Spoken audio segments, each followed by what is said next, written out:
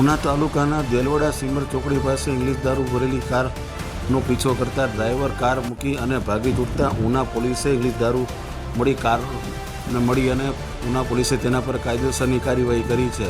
પ્રાપ્ત માહિતી અનુસાર ઉના પોલીસને ખાનગી રૂપે બાતમી મળી હતી. દીવ તરફથી ઇંગ્લિશ દારૂ ભરેલી કાર આવી છે. એની બાતમી મળતા ઉના પોલીસે તે વિસ્તારમાં વોચ ગોઠવતા આ કારનો પીછો કરતા તે બુટલેગર આ કાર મૂકી અને ભાગી છૂટતા ત્યારે તે કારમાં ઇંગ્લિશ દારૂ મળી કુલ 4 લાખથી વધુનો મુદ્દામાલ કબજે કરીને ઉના પોલીસે કાયદેસરની કાર્યવાહી કરી છે.